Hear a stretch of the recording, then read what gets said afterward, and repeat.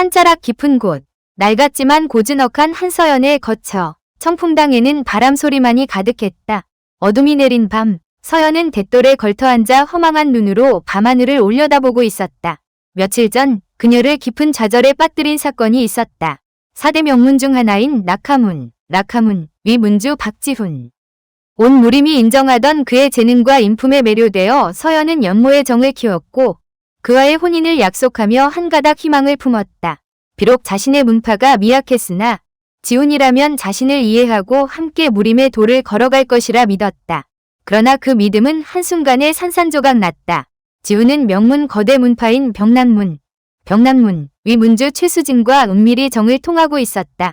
수진은 아름다운 외모와 교활한 지략으로 무림을 오가는 소문에 능했고 지훈의 야망을 부추겼다. 보름 전 지훈은 무림대회에서 수진과의 혼인을 공표하며 돌고 돌아 결국 너다 라는 비열한 말로 서연을 조롱했다. 그 충격에 서연은 마음이 찢어지는 듯했다. 사랑 같은 건 다 개나 줘버려라. 서연은 탁자에 놓인 독한 약주를 단숨에 들이켰다. 그녀는 청풍당에서 무공수련에 정진하며 세상의 풍파에 흔들리지 않는 강인함을 길러왔지만 마음의 상처는 좀처럼 아물지 않았다. 슬픔과 분노가 뒤섞여 결국은 참았던 눈물이 터져 나왔다. 그녀의 반려견 설이 가품으로 파고들자 서연은 설이를 껴안고 서럽게 울었다. 설이야, 엄마는 너무 화가 나 죽을 것 같다. 그녀의 울음소리가 희미해질 무렵 밤늦게 방문을 두드리는 소리가 들렸다. 친구 김은지인가? 은지는 서연의 오랜 벗이자 4대 명문 중 가장 거대한 문파인 철룡문, 문주 이민준의 조카였다. 서연은 지훈에게 배신당한 후 은지에게 연락하여 내 작은 아빠, 아니 이 문주님께 나 오늘 너랑 같이 밤샘 수련할 거라고 허락 맡아줘 라고 말했던 터였다. 은지가 자신을 위로하러 온 줄 알고 서연은 비틀거리며 문을 활짝 열었다. 드디어 왔구나. 은지야. 너무 화가 나. 그 나쁜 놈이 감히 나한테. 서연은 눈물 범벅인 얼굴로 은지를 껴안으려 했지만 품에 안긴 몸은 은지가 아니었다. 그녀가 올려다본 곳에는 차가운 시선을 한 이민준, 철룡문의 문주가 서 있었다. 187cm의 장신의 넓은 어깨, 가는 허리, 그리고 시원하게 뻗은 다리. 그에게서는 무림 최고수만이 가질 수 있는 위엄과 기품이 흘러나왔다. 한순간 서연은 숨조차 쉴 수 없었다. 이민주는 그녀의 눈물을 말없이 응시하며 낮은 목소리로 말했다.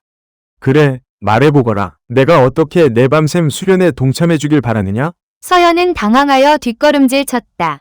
아니, 이문주님께서 어찌 여기에? 그녀의 목소리는 떨렸다. 이민주는 잠시 그녀를 지켜보다가 태연하게 답했다. 내 조카가 날 보냈으니 응당 와야지. 서연은 급히 은지에게 연락했다. 은지야, 너 온 거 맞지?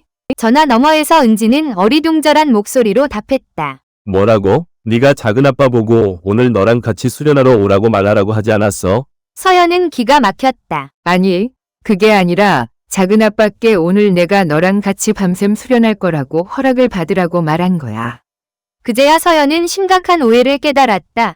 은지는 집안 어른들에게 혼자 밤샘 수련을 가는 것을 허락받아야 하는 처지였고 서연의 말에 자신의 작은아빠인 이민준이 직접 동행해야 한다는 의미로 착각했던 것이다. 서연은 은지를 때려두고 싶은 심정이었다. 그런데 나는 작은아빠 보고 네가 제일 좋아하는 흰색 도포에 검은 바지를 입고 오라고 했는데. 전화 너머 은지의 목소리에는 실수가 주는 미안함과 함께 순진함이 묻어났다. 서연은 이민준을 돌아보았다. 그는 마루에 앉아 서리의 털을 부드럽게 쓰다듬고 있었다. 흰색 도포에 단추 2개가 풀려 그의 탄탄한 목선이 드러났고 소매는 깔끔하게 걷어 올려져 힘줄이 도드라진 팔뚝을 보여주었다. 그의 손가락은 길고 가늘었으며 뼈마디가 선명했지만 서리의 머리를 쓰다듬는 동작은 더없이 다정했다. 깊은 눈은 아래를 향하고 있었고 높은 콧대 아래 얇은 입술은 굳게 다물려 있었다.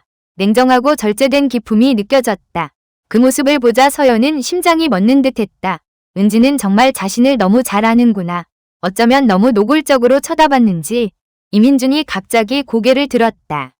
시선이 마주치자 서연은 깜짝 놀라 몸을 돌려 달아나듯 부엌으로 향했다. 너 왜 작은아빠 보고 오라고 한 이유를 나한테 안 물어봤어? 그녀는 은지에게 소리쳤다. 은지의 목소리가 들려왔다. 어이없지만 네가 그렇게 말했으니 분명 내 이유가 있었겠지. 서연은 침묵했다. 은지가 이민준을 어떻게 설득해서 여기까지 오게 했는지 감히 더 묻지 못하고 급히 전화를 끊었다. 한참을 진정시킨 후 서연은 이민준에게 명확히 설명하려 했지만 이민준은 이미 탁자에 놓인 약주병을 열어 서연의 잔에 가득 따르고 자신에게도 따르고 있었다. 그는 잔을 들어 단숨에 마신 후 서연을 보며 말했다. 사내에게 배신당한 것이 많이 아픈가 보구나. 서연은 잠시 멈칫하다가 자신도 잔을 단숨에 마시며 불쾌하게 대답했다. 그리 심한 건 아니에요. 다만 바람을 맞은 게 기분 나쁠 뿐이죠. 강인한 무인인데 어찌 배신당하는 걸 받아들일 수 있겠어요? 이민준은 다시 술을 따르며 서연을 보며 말했다. 내가 복수를 도와줄 수도 있다. 서연은 한숨을 쉬며 고개를 저었다. 아니요. 괜찮아요. 복수는 제가 직접 하는 걸 좋아해요. 공개적으로 그를 혼내줄 수는 없지만 박지훈이 대가를 치르게 할 방법은 많아요. 이민준은 고개를 끄덕이며 나지막이 말했다. 내가 도와줄 일이 있으면 언제든 말해. 이 말을 들으니 서연의 마음이 진정되는 것 같았다. 그녀는 다시 잔을 단숨에 마시면서 한탄했다. 휴, 이문주님, 정말 좋은 분이시네요. 이민준은 서연을 보며 입꼬리를 살짝 올렸다. 깊은 눈빛으로 말했다. 나는 좋은 사람이 아니다. 안타깝게도 그때 서연은 이미 만취해서 그가 무슨 말을 하는지 제대로 듣지 못했다. 이민준은 잘 들어주는 사람이었다. 그 덕분에 서연은 점점 더 편안함을 느꼈고 더 이상 조심하거나 거리를 두지 않았다. 그녀는 그를 집안의 어른처럼 거리낌 없이 대하기 시작했다. 이문주님, 이게 첫 연모였는데 배신을 당하다니. 제 여린 마음이 얼마나 상처받았는지 아세요? 서연은 가슴을 치며 흐느끼며 말했다. 목소리에는 억울함이 가득했다. 마실수록 말은 더 많아졌다. 처음에는 서리를 안고 흐느끼며 불평했지만 어느 순간부터 이민준에게 속마음을 털어놓고 있었다. 그는 묵묵히 들었고 그의 깊은 눈은 서연을 더욱 편안하게 하여 모든 속마음을 털어놓게 했다. 결국 취기에 서연은 이민준을 껴안고 울면서 선언했다. 내일은 팔개문 위 사내 수련생들을 부를 거예요. 모두 어깨 넓고 허리 가늘고 다리 길어야 해요. 전부 흰 도포를 입고 한 명당 최소 2시즌씩. 당연히 그의 낮고 따뜻한 목소리가 귓가에 울렸다. 네가 말한 것들 나도 다 가지고 있다. 나를 고려해 볼 생각은 없는가? 서연은 울음을 멈추고 그를 보았다. 정말이에요. 그는 어깨 넓고 허리 가늘고 다리 길었어. 취기 속 혼란스러운 생각은 그가 친구의 작은 아빠이자 천룡문의 문주라는 사실을 잊게 했고 가까운 사람과는 엮이지 않는다는 원칙조차 잊게 했다. 그럼 이 문주님 체력은 어떠세요? 그녀는 흐느끼는 목소리로 물었고 눈은 며치 앞에 있는 그의 잘생긴 얼굴에 고정되어 있었다. 이민주는 고개를 숙였다. 그의 봉황 눈은 서연의 모습을 비추었고 그의 목소리는 약간의 냉담함을 잃었다. 나는 값비싸게 쳐 평생 책임져야 할 텐데 잘 생각해봐야 할 것이다. 서연은 사람들을 분노케 할 만큼 잘생긴 그의 얼굴을 보며 그가 무슨 말을 하는지조차 잊었다. 그녀의 눈은 그의 살짝 붉고 매혹적인 얇은 입술에만 고정되어 있었다. 참지 못하고 서연은 입술을 핥고 그의 도포 깃을 잡았다. 입맞춤 한 번만 해줘요. 그의 입술은 약간 차가웠고 희미하게 약주 냄새가 났다. 하지만 입맞춤은 너무 짧아서 제대로 느낄 새도 없었다. 다시 입맞춤하려 했을 때 이민준이 살짝 멈칫하는 것을 보았다.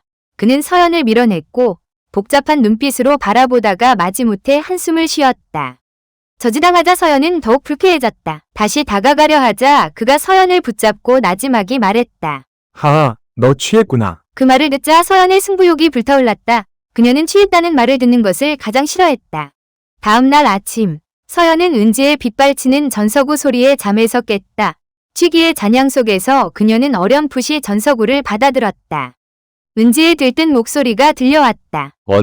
언니가 제일 좋아하는 시큼하고 매운 약밥 사왔어. 어서 일어나서 양치하고 세수해. 나 거의 다 왔어. 그럼 방금 만든 따끈따끈한 약밥을 바로 먹을 수 있을 거야. 응. 서연은 몽롱하게 대답하며 여전히 눈을 감고 있었다. 은지는 끊임없이 떠들었다. 갓 튀긴 꽈배기랑 설탕물 두부랑 찐빵이랑 구운 살점병이랑 고기만두도 있어. 서연의 식욕이 완전히 깨어났다. 그녀는 눈을 뜨고 답장하려는데 누군가 그녀의 전서구를 빼앗았다. 이민주는 서연 옆에 누워 전서구를 받아 전원을 끄고 한쪽으로 던져버렸다. 그는 팔로 서연의 허리를 감싸고 머리를 그녀의 어깨에 기대며 나지막하고 유혹적인 목소리로 말했다.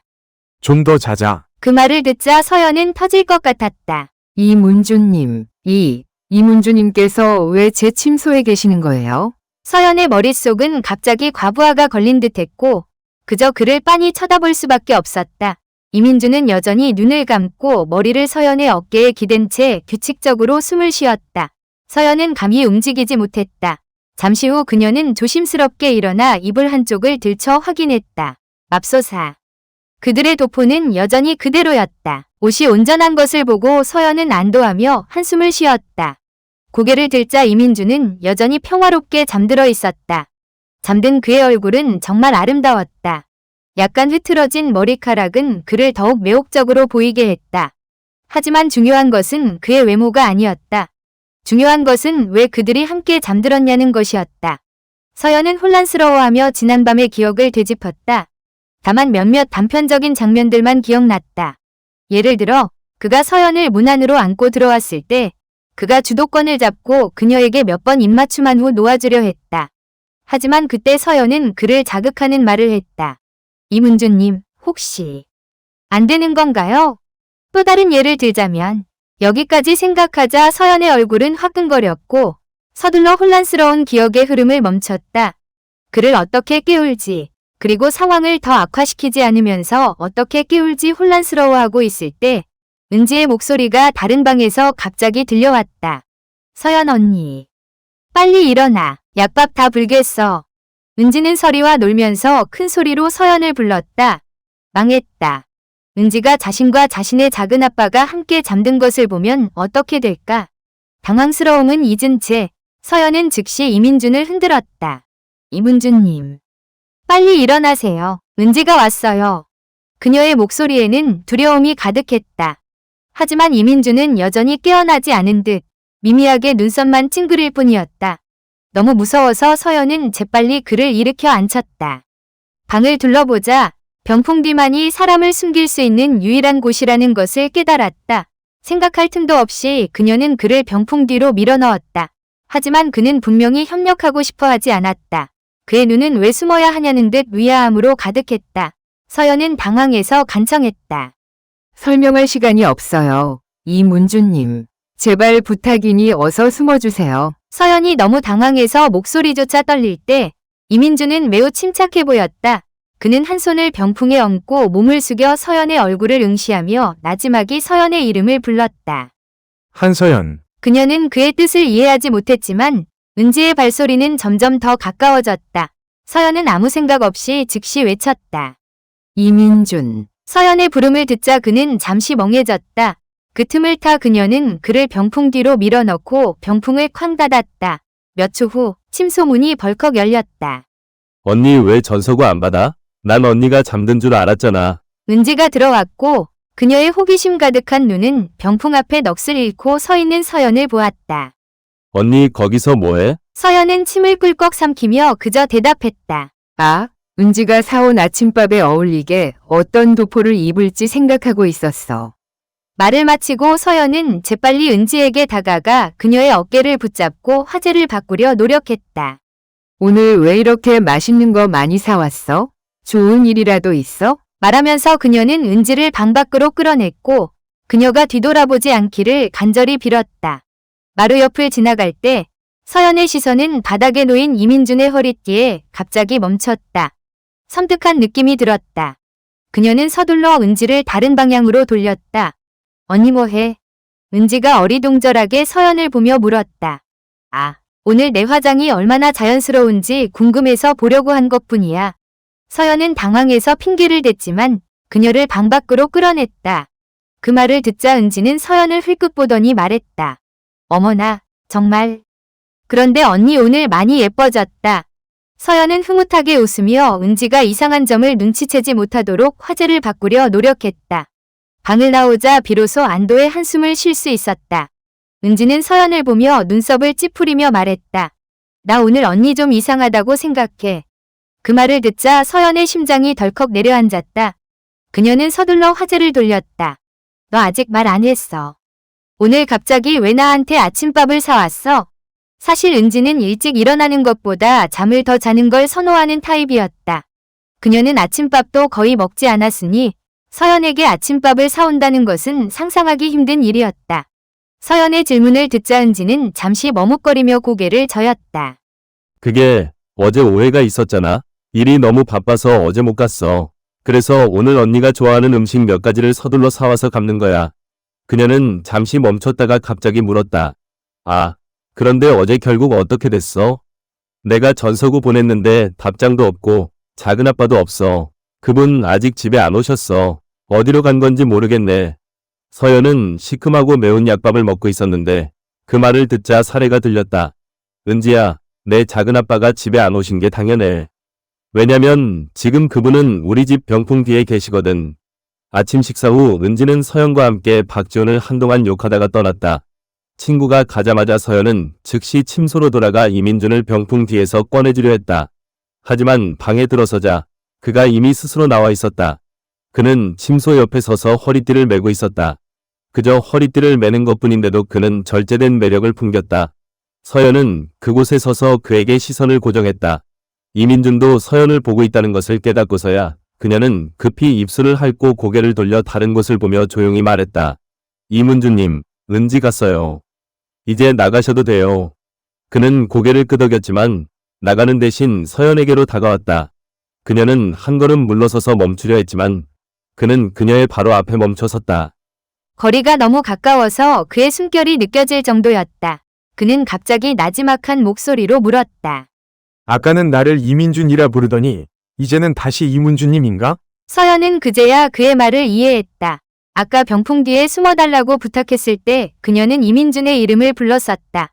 하지만 은지가 가자마자 다시 그를 이문준님이라고 불렀다. 이게 바로 줏대없는 행동 아닌가? 서연은 얼굴이 붉어져 서둘러 고쳐 말했다.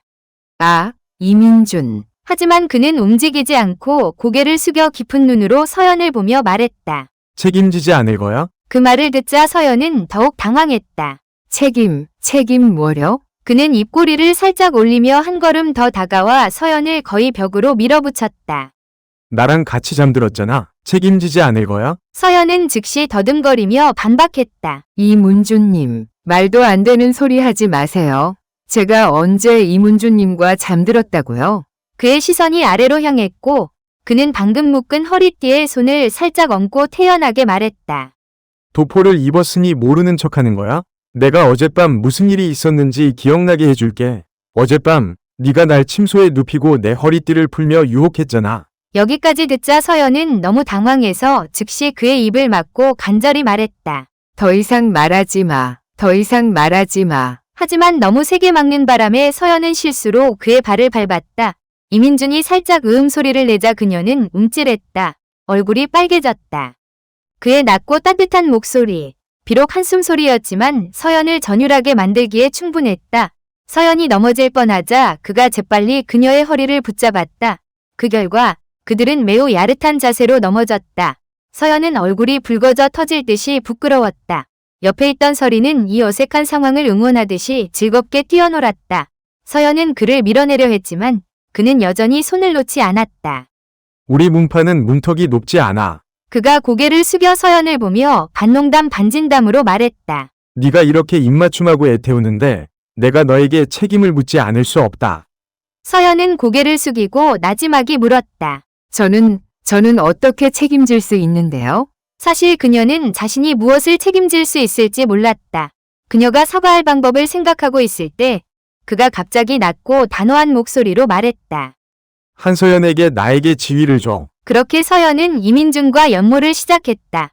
하지만 모든 것은 비밀로 유지되었다. 특히 서연의 친구 은지에게는 더 그랬다. 하지만 모든 것은 비밀로 유지되었다. 특히 서연의 친구 은지에게는 더 그랬다. 몇 번 그녀에게 말하려 했지만 은지가 늘 내 작은 아빠처럼 차갑고 말이 없는 사람을 좋아하는 건 눈이 먼 사람뿐이야. 라고 불평하던 것을 생각하면 발걸음이 멈췄다. 어떻게 말을 꺼내야 할까? 은지야, 너는 나를 벗이라고 생각하는데 나는 내 작은 아빠와 연모에 빠졌어. 생각만 해도 서연은 자신이 배신자처럼 느껴졌다. 반대로 이민주는 그렇게 생각하지 않았다. 정식으로 연모를 시작한 이후로 그는 공개적으로 알리고 싶어 했다. 그러나 모든 것은 계속 비밀로 유지되었다. 마치 종이로는 불을 가릴 수 없듯이 더 이상 숨길 수 없을 때까지 말이다. 그날 서연은 무림의 5개 시험에 참가하기 위해 짐을 정리하고 있었다. 내일 시험에 가야 해요. 서리를 잘 돌봐주세요. 전에는 은지가 서리를 돌봐주었지만 이번에는 그녀가 멀리 있는 부모님을 만나러 가서 다른 사람을 집에 부르고 싶지 않았다. 이민준에게 맡기는 수밖에 없었다. 요즘 이민준은 거의 매일 청풍당에 있었다. 아침 일찍 조기 수련을 하고 겸사겸사 서리를 산책시켰다. 서연이 수련을 마치고 돌아오면 그는 그녀와 함께 저녁 식사를 하고 다시 서리를 산책시켰다. 이제 그를 볼 때마다 서리는 서연을 볼 때보다 더 기뻐했다. 알았다. 서연이 짐을 정리하고 있을 때 그가 다가와 뒤에서 그녀를 안았다. 멀리 가지 마. 그 말을 듣고 서연은 그를 돌아보았다. 연모를 시작한 이후 처음에는 냉정한 모습을 유지했지만 점점 더 거리낌 없어졌다. 수련에 나가지 않을 때는 항상 서연에게 매달렸다. 서연이 시험에 갈 때마다 그는 마치 망부석처럼 그녀가 돌아오기를 기다렸다.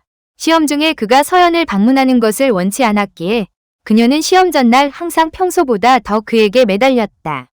별것도 아닌데 나 겨우 닷새만 가는 거예요. 서연은 그의 애교에 마음이 약해져 손을 뻗어 그의 얼굴을 부드럽게 쓰다듬었다. 그는 서연보다 6살이 많았지만 여전히 놀랄 만큼 잘생겼다. 그의 얼굴을 쓰다듬는 김에 그녀는 그의 목젖에 살짝 입맞춤했다. 예상치 못한 행동에 그는 움찔했다. 그가 서연을 보는 눈빛이 완전히 달라졌다. 그는 더 이상 애교 많은 강아지처럼 그녀에게 매달리지 않고 이제는 소유욕 가득한 큰 사자처럼 변해 있었다. 그리고 그렇게 서연의 짐은 방치되었고 정리할 기회조차 없었다. 이민주는 밤새 그녀에게 매달리며 집에 있어달라고 간청했고 심지어 시험에 가지 말라고까지 했다. 하지만 아침이 되자 그는 여전히 일찍 일어나 서연에게 아침 식사를 준비해주고 그녀를 시험장까지 데려다주며 배웅했다. 시험 끝나면 일찍 집에 와. 나와 서리가 기다릴게. 길고 아쉬운 입맞춤 후 그는 마지못해 서연을 마차에서 내려주었다. 알았어요. 서연은 대답하며 그가 다른 무인들에게 발각되기 전에 빨리 가라고 재촉했다. 이번에 서연이 참가한 시험은 5개 시험이라 불리는 야생 생존 무공 시험이었다. 총 9명이 젊은 무인과 7명이 일반인 출신 강호인들이 참가했으며 촬영 장소는 마물들이 들끓는 무인도였다. 규정상 각 참가자는 5가지 생존 용품만 가져올 수 있었고 시험 주최 측으로부터 임무 정보를 받아 스스로 과업을 수행해야 했다. 실패한 사람은 탈락하고 성공한 사람은 최종상을 받게 되었다. 서연 앞에는 2개의 장비 상자가 있었다. 신청 후 그녀는 약초솥, 보온병, 그리고 물통을 받았다. 게다가 주최 측은 각자에게 작은 주머니를 하나씩 나눠주었는데 그 안에는 정화된 영수 6병, 압축된 건포, 그리고 응급처치 약품이 들어있었다. 이 용품들 외에는 어떤 개인 소지품도 가져올 수 없었다.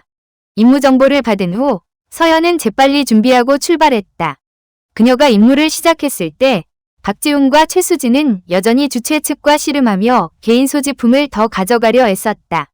하지만 감독관은 단호하게 거절했고 둘은 얼굴을 찡그리며 불만을 터뜨렸다. 서연은 나머지 16명보다 상당히 빠르게 이동했다. 오후에는 바위들 사이에 빈 공간을 선택해 은신처를 만들었다. 질긴 덩굴과 방수포를 이용해 임시 은신처를 완성했다. 그 후 불을 피우고 영수와 압축건포를 꺼내 먹었다.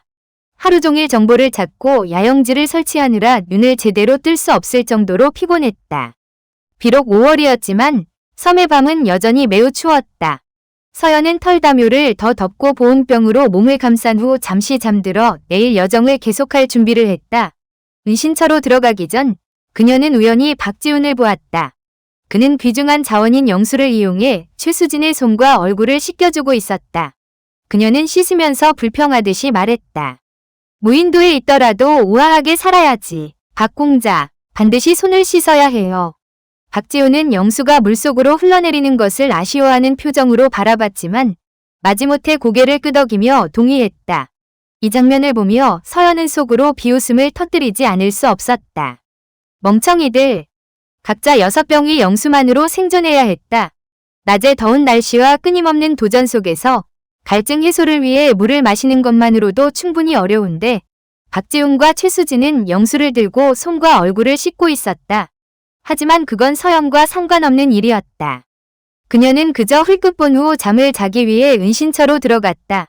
밤이 깊어 서연이 곤히 잠들어 있을 때 희미하게 박지훈과 최수진의 떨리는 목소리가 들려왔다. 너무 추워. 우리 체온 유지를 위해 무공초식을 외치자. 그리고 그들은 무공초식을 외치기 시작했다. 하지만 그들은 초식을 외치면서 떨었고 외치는 소리는 박자도 맞지 않고 흐트러져서 분명히 추위를 견디지 못하고 있었다. 서연은 나가서 시끄럽게 하지 말라고 말하고 싶었지만 너무 깊이 잠들어 있었기에 그저 몸을 뒤척이며 계속 잠에 빠져들었다. 다음 날 아침, 서연은 방수포를 걷자마자 박지훈과 최수진이 자신이 어제 피운 불 주위에 웅크리고 서로를 껴안고 잠들어 있는 것을 보았다. 그녀는 신경 쓸 겨를도 없이 재빨리 덩굴, 방수포, 그리고 털 담요를 챙기고 자신의 도전을 계속했다. 둘째 날, 임무는 그리 어렵지 않았고 모두가 빠르게 진행되었다. 둘째 날, 임무는 그리 어렵지 않았고 모두가 빠르게 진행되었다. 하지만 박지훈과 최수진은 계속 서연을 따라다녔다. 서연이 하는 모든 것을 그들도 똑같이 해서 그들의 진행 속도는 거의 비슷했다. 저녁이 되자 은신처를 만들고 식량을 찾으러 가려는데 멀지 않은 곳에서 작은 말다툼 소리가 들렸다. 손과 얼굴을 씻는 건 필수적이야. 최수진의 목소리가 짜증 섞인 채 높아졌다. 박지훈은 낮은 목소리로 대답했다. 영수가 3병밖에 안 남았어. 참을 수 없을까? 더 이상 씻지 마. 최수진은 즉시 반박하며 손과 얼굴을 씻지 않으면 체면이 없다고 말했다. 그녀는 자랑스럽게 강조했다. 우리는 무림의 유명인이야. 체면 없이 살 수는 없어. 만약 영수가 떨어지면 주최 측이 우리를 목마르게 죽게 내버려 둘 것 같아. 박지훈은 약간 망설였지만 결국 설득당했다. 그는 한 병의 영수를 열어 그녀가 손과 얼굴을 씻게 했다. 최수진은 만족했고 그 후 압축건포를 집어 개걸스럽게 먹었다. 하지만 불행히도 그녀는 사레가 들려 영수를 흘렸고 반병의 영수를 더 마셨다. 박지훈은 그녀의 손에 남은 반병의 영수를 보고 다시 자신의 영수를 보았다. 그는 본능적으로 뒤로 물러서서 영수를 숨겼다. 최수진은 전혀 신경 쓰지 않고 그에게 비웃는 미소를 보냈다. 그녀는 주최 측이 아무것도 신경 쓰지 않을 것이라는 것을 몰랐다. 셋째 날 아침, 최수진의 영수는 이미 다 떨어졌다. 박지훈은 주최 측에게 보충을 요청하러 갔지만 단호히 거절당했다.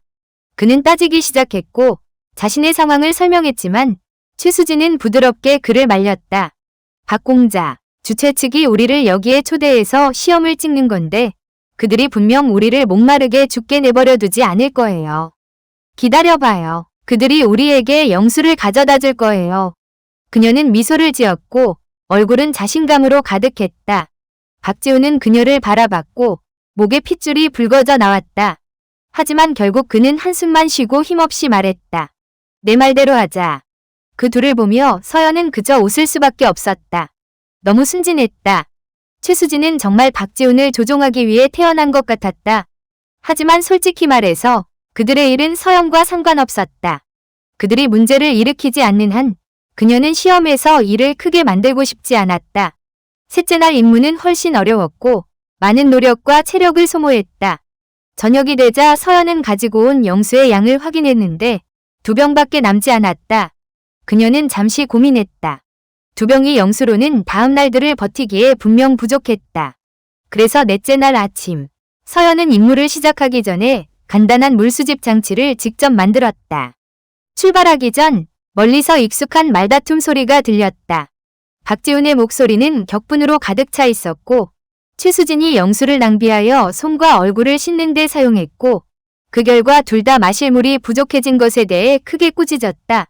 반면 최수진은 입술이 떨리고 눈물이 글썽인 채 그저 억울한 표정으로 입술을 삐죽거릴 뿐 어떻게 반박해야 할지 몰랐다. 두 사람은 녹화가 중단될 정도로 시끄럽게 다퉜다. 하지만 주최 측은 당연히 신경 쓰지 않았다. 이곳은 마물들이 들끓는 무인도였고 참가하기 전에 모두 계약서에 서명했다. 주최 측이 동의하지 않는 한 그들은 어떤 지원 수단도 없었기 때문에 떠날 방법이 없었다. 서연은 그들의 싸움에 신경 쓸 겨를도 없이 자신의 임무에만 집중했다. 정오가 되어 임무를 마친 후 서연은 물수집 장치를 확인하러 돌아왔다. 수집된 영수를 병에 담아 다음 날을 위해 남겨둘 생각이었다. 하지만 방수포를 걷어내자 그녀는 몸이 얼어붙는 것 같았다. 영수병들이 사라졌다. 서연은 즉시 주변을 찾아봤지만 아무 흔적도 찾을 수 없었다.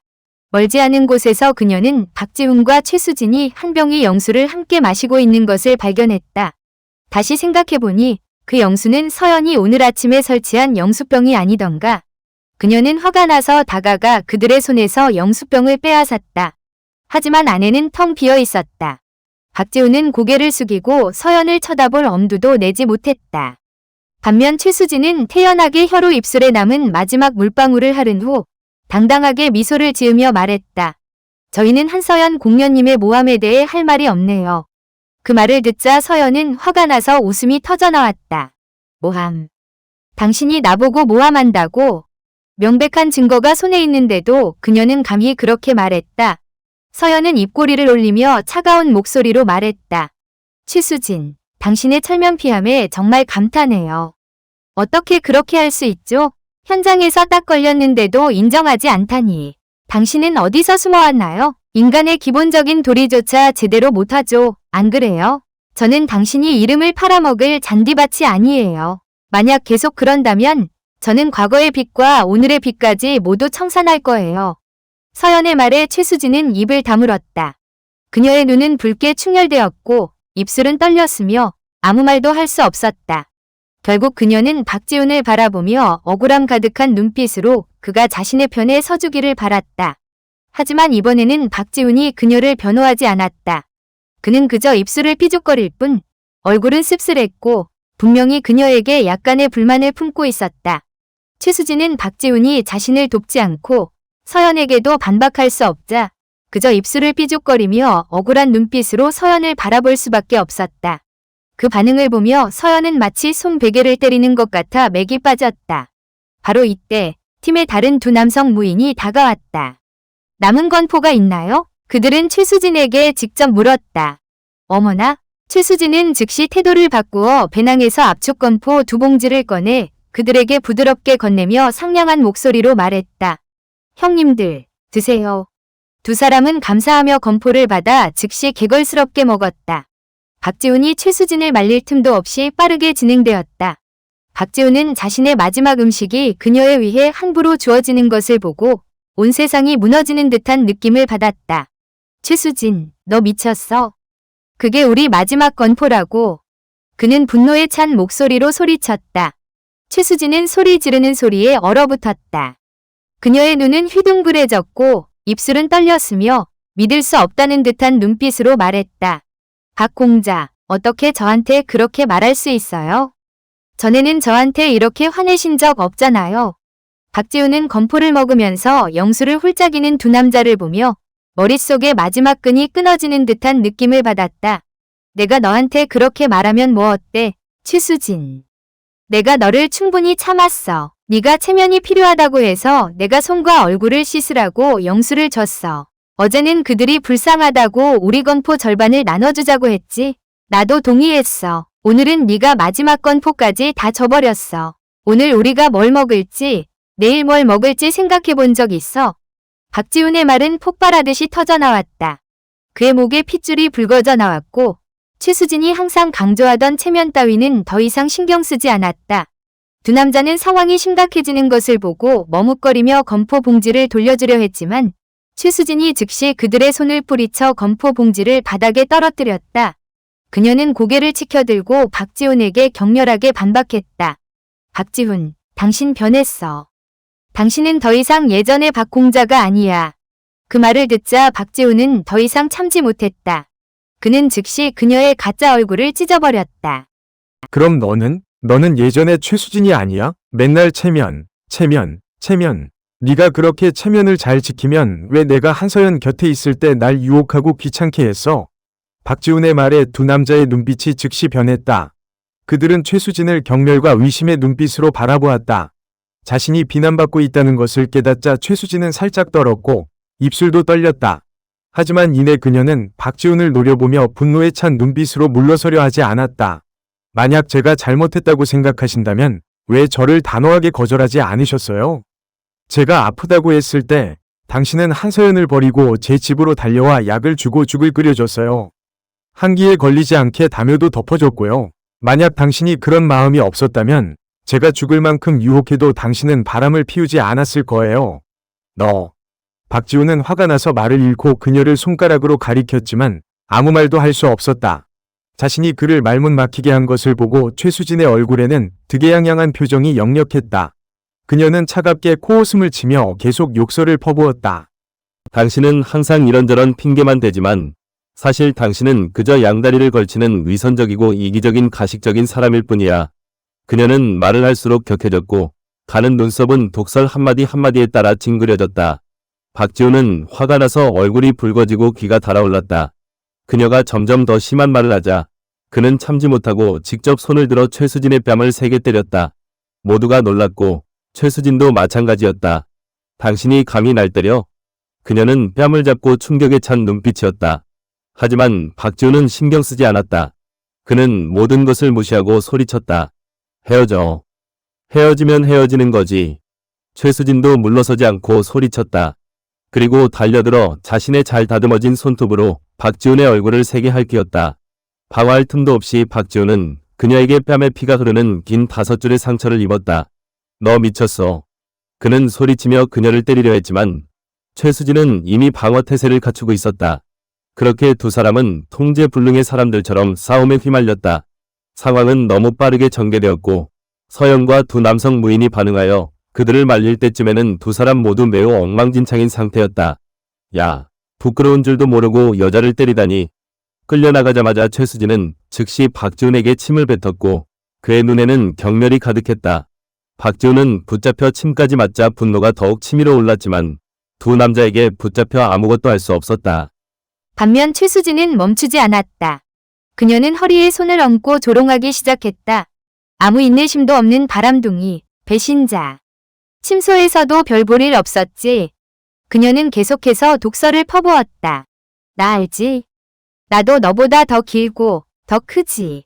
매번 쾌감에 다다를 때마다 내가 모르는 줄 알아? 게다가 내 앞에서 잘난 척이나 하고 내가 당신한테 맞춰준 거였는데 당신은 자기가 이불이의 여포라도 되는 줄 알았겠지. 그녀의 말은 칼날처럼 박지훈의 자존심을 꿰뚫었다. 박지훈은 몇 번이고 그녀를 때리려 했지만 단단히 붙잡혔다. 이것은 최수진을 더욱 오만하게 만들었고 그녀의 눈에는 승리감이 가득했다. 박지훈의 얼굴은 붉게 달아올랐고 양쪽 관자놀이에 핏줄이 선명하게 튀어나왔으며 입술은 떨렸지만 아무 말도 할 수 없었다. 결국 분노가 극에 달해 그는 더 이상 참지 못하고 그 자리에서 의식을 잃고 쓰러졌다. 이 일에 두 남성 무인은 당황했다. 상황이 이렇게까지 나빠질 줄은 몰랐다. 그들은 서둘러 박지훈의 인중을 누르며 그를 깨우려 애썼고 최수진의 얼굴도 창백해졌다. 박지훈이 의식을 잃자 그녀는 놀라서 뒷걸음질 쳤고 더 이상 기세등등한 모습은 없었다. 이때 시험 주최 측은 더 이상 모른 척할 수 없었다. 그들은 재빨리 촬영을 중단하고 박지훈을 의원으로 이송했다. 아무도 더 이상 시험을 진행할 기분이 아니었다. 박지훈은 의식을 잃었고 최수진은 그에게 무슨 일이라도 생기면 자신이 책임을 져야 할까봐 두려워했으며 두 남성 무인은 박지훈을 말리려 애썼음에도 불구하고 계속해서 사고가 발생한 것에 대해 죄책감을 느꼈다. 이제 서영만이 유일하게 침착함을 유지하고 있었다. 이론적으로 주최 측은 모두를 의원으로 데려가 박지훈이 회복된 후 촬영을 재개할 수 있었다. 하지만 주변을 살펴보자 서연의 눈에 한 가지 사실이 들어왔다. 이 시험은 연결석을 통해 생중계되고 있었다. 이것은 방금 일어난 모든 일, 즉 말다툼, 싸움, 그리고 박지훈의 실신까지 모든 것이 무림의 모든 시청자들에게 보여졌다는 것을 의미했다. 수정할 수도 삭제할 수도 없었다. 녹화는 즉시 중단되어야 했고 박지훈과 최수진이 대중 앞에서 완전히 무너졌다는 사실을 받아들여야 했다. 과거에 박지훈은 공개적인 연모가 둘의 무공수련에 영향을 미칠 것이라는 핑계를 대며 그들의 관계를 비밀로 유지했다. 그래서 서연이 배신을 당한 사실을 아무도 몰랐다. 하지만 그가 최수진과 교분을 시작하자마자 그는 즉시 공개했고 심지어 이를 이용해 엄청난 수위, 무림 인고 커플, 팬을 끌어모으기도 했다. 5개 시험에서 생중계된 폭로전 이후 한때 그들을 열렬히 지지했던 커플 팬들은 격렬하게 등을 돌렸다. 문파를 탈퇴하는 것은 물론 두 사람을 공개적으로 보이콧했다. 서연이 박지훈에게 배신을 당한 사실이 폭로되자 두 사람의 이미지는 땅에 떨어졌다. 양측 팬들은 시끄럽게 싸우고 서로를 비난하며 상황을 더욱 악화시켰고 결과는 돌이킬 수 없었다. 위식을 차린 후 박지훈은 최수진의 팬들이 자신을 박공자 벨트, 그의 허리띠와 관련하여 조롱하는 의미와 박공자 김치 싸움을 의미라고 부르는 것을 발견했다. 그는 격분하여 참지 못하고 그가 여전히 서연을 연모하고 있을 때 그녀가 자신을 어떻게 유혹했는지 모든 것을 폭로했다. 최수진은 자신의 이미지가 망가진 것을 보고 더 이상 체면을 유지할 마음도 없이 박지훈과 함께 인터넷에서 서로를 거리낌 없이 폭로했다. 결과적으로 무림의 전서구망은 그 둘에 대한 검색어로 넘쳐났다. 하지만 서연이나 두 남성 무인이 손을 쓸 필요도 없이 그들은 스스로 싸우다 무너졌다. 이들은 자신의 문제도 감당하지 못할 지경이었다. 생중계된 5개 시험 덕분에 서연은 예상치 못하게 유명해졌다. 닷새 내내 그녀의 이름은 실시간 검색어에 올랐다. 박지훈과 최수진이 비참하게 싸울수록 서연은 사람들의 지지와 연모를 더 많이 받았다. 그녀의 추종자 수는 거의 10만 명 가까이 급증했다. 어떤 이들은 그녀의 난관 극복 능력과 생존 능력을 좋아했고 어떤 이들은 거칠지 않지만 매우 예리한 그녀의 꾸짖는 방식을 칭찬했다. 어떤 이들은 그녀가 배신을 당하고 그들의 막장극에 휘말린 것을 동정했다. 요컨대 사람들이 서연을 추종하는 이유는 매우 다양했다. 간단히 말해 그녀는 유명해졌다. 유명해진다는 것은 바빠진다는 것을 의미했다. 서연의 일정은 빡빡했고 이민준보다도 더 바빴다. 그래서 그의 지인 중 한 명이 자네는 그녀보다 6살이나 많아. 자네가 초등학교 1학년일 때 그녀가 태어났지. 지위를 확실히 하지 않으면 곧 대체될 거야 라고 말했을 때 이민준은 더욱 공식적인 지위를 얻고 싶어 했다. 하지만 은지에게 말해야 한다는 생각만 하면 서연은 두려웠다. 어떻게 그녀에게 자신이 곧 그녀의 작은 엄마가 될 거라고 말할 수 있을까? 생각만 해도 어색했다. 서연은 계속 망설였지만 사흘 동안 침소에서 내려오지 못할 정도로 그에게 괴롭힘을 당한 후에야 결국 타협해야 했다.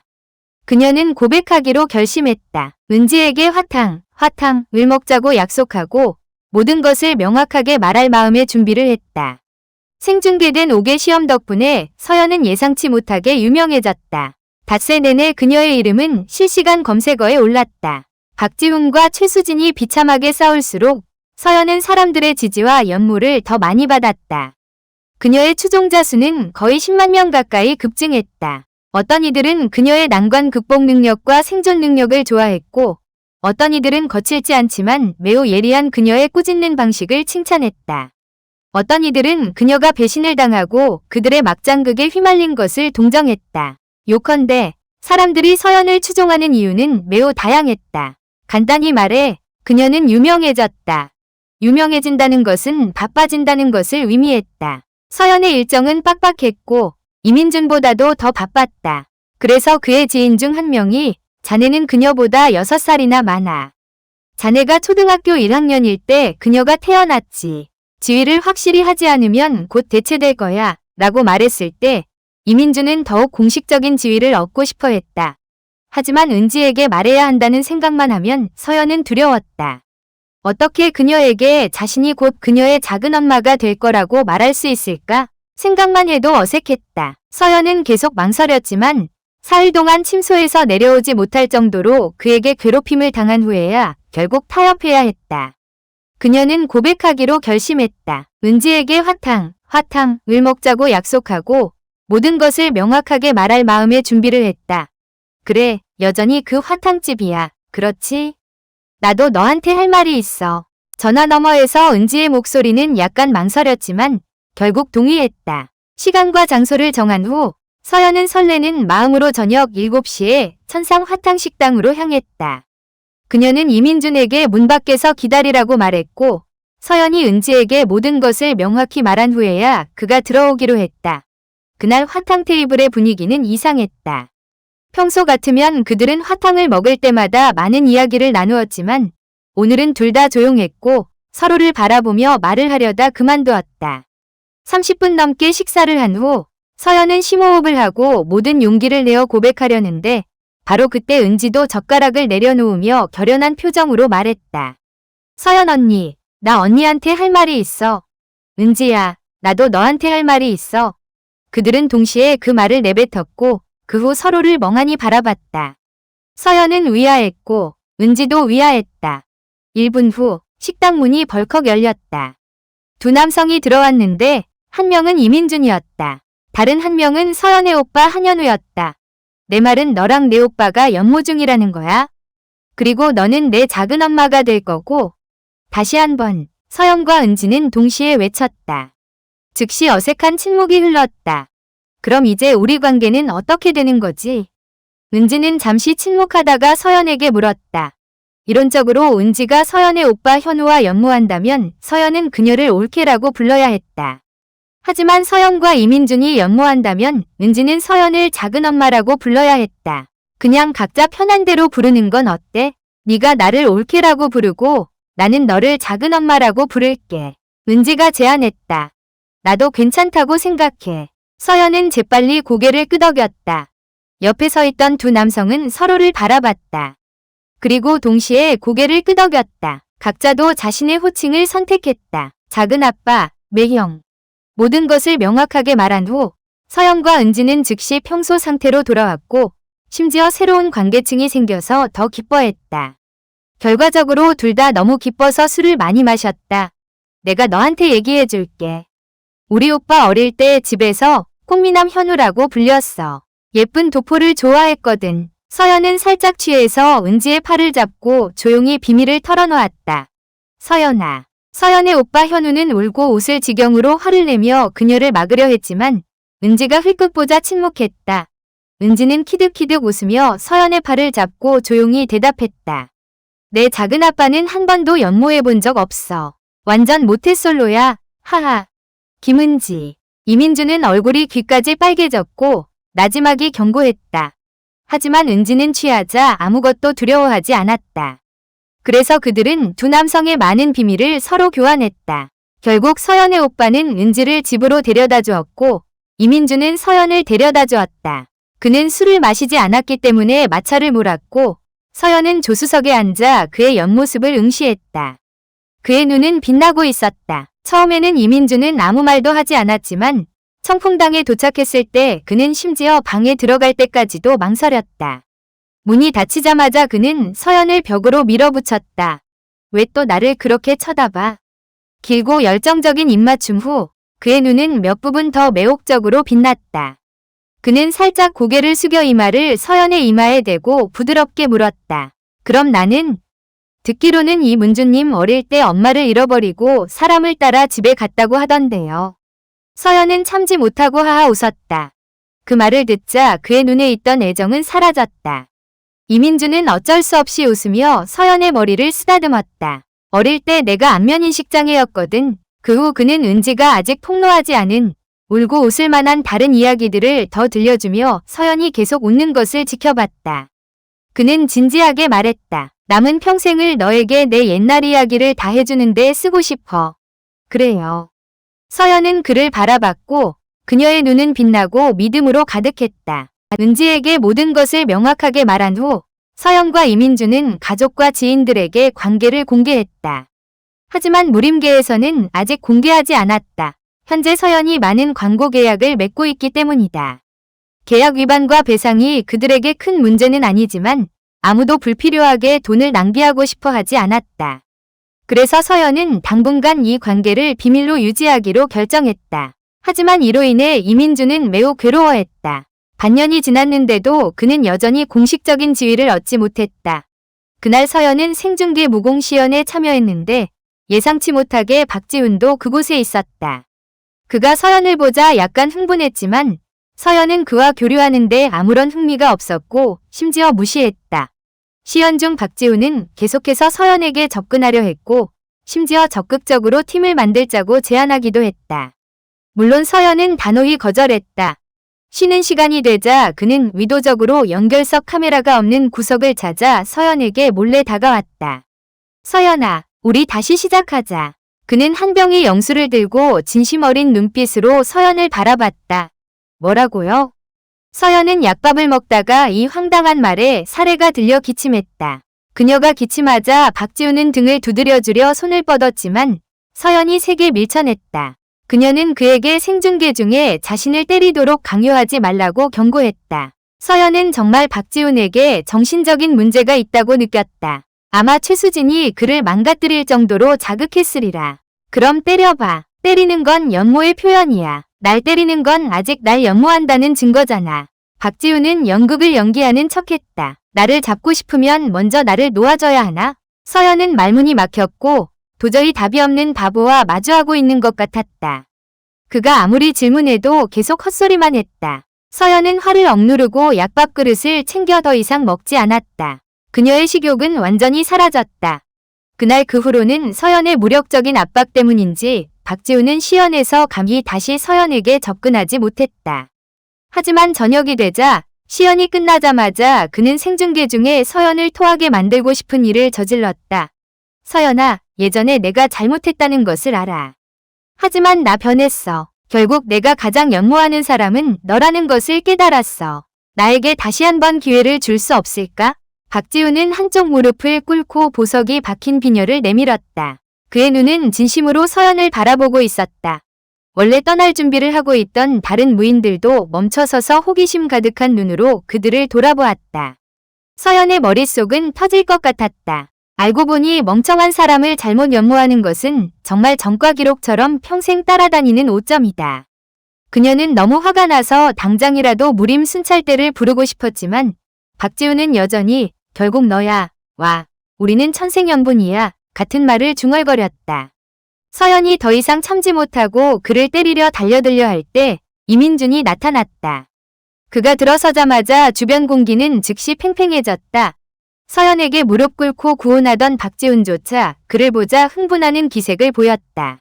이민준은 3개의 무림 문파를 가지고 있다. 그가 약간의 지원만 도와줘도 박지훈을 중급 무인에서 하급 무인으로 밀어 떨어뜨리기에 충분했다. 이 사실을 잘 아는 박지훈은 서둘러 삐죽거리며 다가가 친근하게 굴려 애썼다. 이문준님, 오늘 왜 오셨어요? 하지만 이민준은 완전히 무시하고 서연 앞으로 곧장 걸어왔다. 그는 서연을 보며 부드럽지만 따뜻함이 가득한 목소리로 말했다. 내 정혼자를 찾으러 왔어. 그의 말은 박지훈을 어리둥절하게 만들었다. 그의 얼굴은 창백해졌고 서연은 두통이 끊이지 않았다. 끝났다. 또 계약 위반 벌금 문제를 처리해야겠네. 그녀는 박지훈의 충격받은 경직된 얼굴을 힐끗 본 후 이민준을 돌아보며 비꼬듯이 말했다. 계약 위반 벌금은 이문주님께서 내시는 거죠? 응, 내가 낼게. 그의 목소리는 그 어느 때보다 즐거웠다. 그는 망설임 없이 서연의 손을 잡고 모두의 축하를 받으며 그녀를 데리고 떠났다. 드디어 지위가 생겼어. 조금 더 공식적이라도 아주 만족스러워. 그의 목소리에는 행복이 가득했다. 연결석 실시간 검색어 순위를 보며 서연은 그저 힘없이 한숨을 쉬었다. 무슨 지위? 이건 온 세상에 공표하는 것과 다름없잖아. 그들의 혼례는 무공시연에서 영감을 받아 이민준이 완벽한 생중계로 진행했고 지나가는 무인들도 그가 오늘 혼인한다는 것을 알 수 있을 정도였다. 그렇게 좋아요. 혼인 후 서연은 그를 보며 그가 취한 것을 보고 놀렸다. 당연하지. 이민준은 몸을 제대로 가누지 못할 정도로 취했지만 서연의 말을 듣자마자 벌떡 일어났다. 그는 서연을 보며 살짝 몽롱한 눈빛으로 입꼬리를 올리며 득에양양하면서도 행복한 미소를 지었다. 사랑하는 사람과 혼인하는 건 전쟁에서 이기는 것과 같아. 말하면서 그는 서연의 얼굴을 들어올려 그녀의 입술에 경건한 입맞춤을 했다. 그의 손이 아래로 내려와 서연의 도포 깃에 닿으려 했지만 서연은 그의 손을 잡았다. 그는 멍하니 서연을 바라봤고 그녀는 미소를 지으며 눈을 가늘게 뜨고 부드럽게 말했다. 명예께서는 회임 초기 3개월 동안은 자중해야 한다고 하셨어요. 몇 초가 지나서야 그는 서연이 무슨 말을 하는지 이해했고 즉시 몸속의 술이 다 깨는 듯했다. 그의 눈빛은 부드러워졌고 입술은 몇 초 동안 떨리다가 말했다. 서연아, 한서연, 날 연모해줘서 고마워. 이야기는 여기서 끝납니다. 시청해주셔서 감사합니다. 라쿤 오디오에서 더 많은 흥미로운 이야기를 들으려면 좋아요와 구독 버튼을 누르는 것을 잊지 마세요.